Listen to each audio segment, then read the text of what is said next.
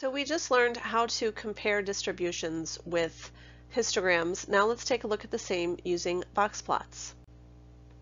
So just as a reminder, box plots are made up of essentially the 5-number summary as well as the fences.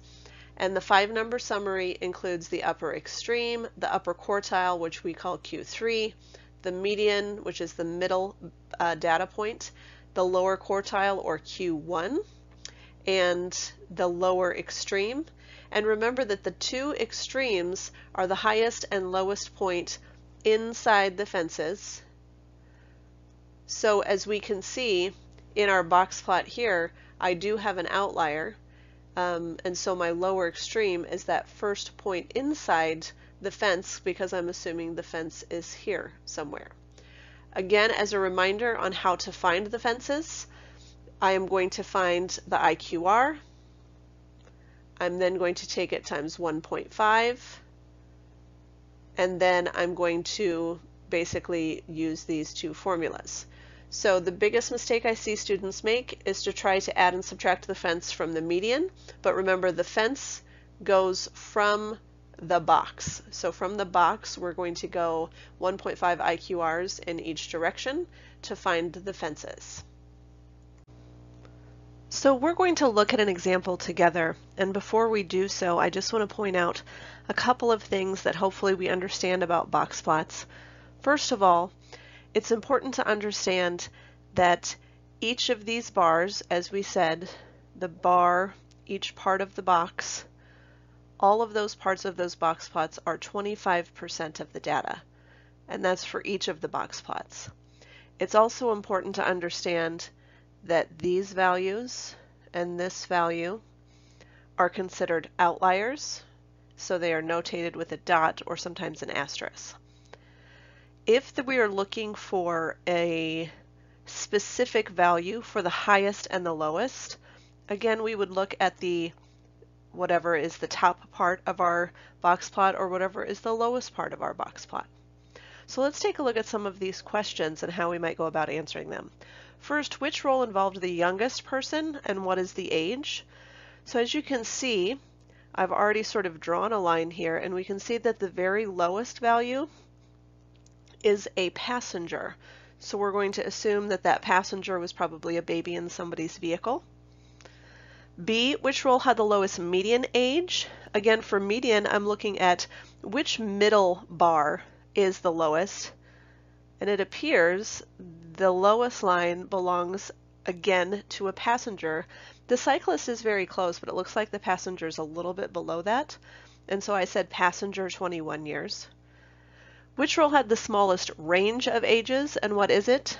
So a range of ages would mean from the very, very top or greatest value, and that includes any outliers if applicable, and the very, very smallest value, and we're subtracting those two. So just visually what I'm looking at is what covers the least amount of distance overall.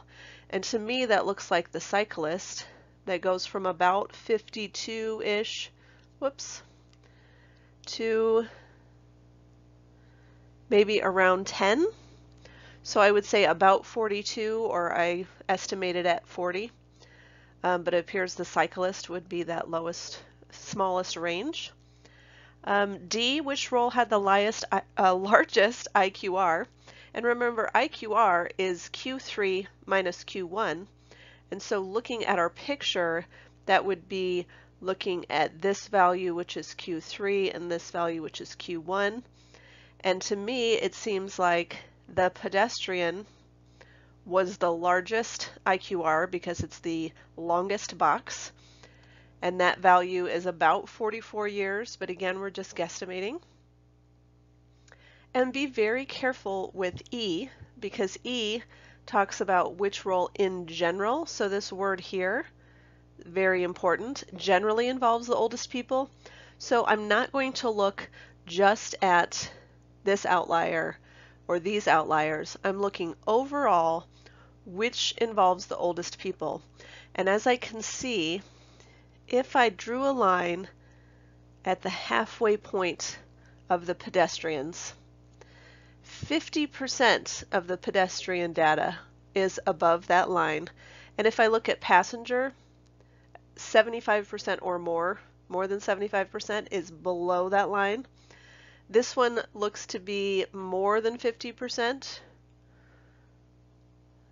And then this one is exactly or pretty close to 75% below the line.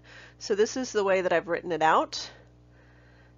So again, the very, very oldest person is a driver or passenger, but in general, the pedestrian is the oldest. So here's one for you to try on your own. So press pause, try all 4 questions, and then press play to see how you did. So in this question, we are looking at cumulative GPAs for sophomores, juniors, and seniors who are taking an intro stats course in the fall of 2012. The first question asks for the lowest cumulative GPA, and the lowest doesn't say the lowest in general, it just says the lowest. So here I would be looking at juniors. About 1.6 is what I estimated for that one. For B, which class had the highest median GPA and what is the GPA? So remember, median is the middle bar, and I can see here that sophomores have the highest middle bar, and I estimated around 3.2. For the next one, which class had the largest range? Remember, range would be looking at the very highest point, or GPA, minus the very lowest, or visually, we're looking at what is the longest bar, and that would be juniors. And to determine what the range is, I would take the top point, which I estimated at 4.0, and the bottom point, which I estimated at 1.6, and that gives me about 2.4. And the last one, it says which is most symmetric and which is most skewed. So we haven't really talked about this one, but if we have a symmetric box plot, we would expect the whiskers in each part of the box to be about the same. And for skewed, we would expect a longer whisker or a longer part of a box. So to me, looking at seniors, that seems to be the most symmetric. So definitely not perfectly symmetric, but seems to be more symmetric than the rest. And the most skewed would be sophomores, because I've got a longer whisker here and a very, very short whisker here.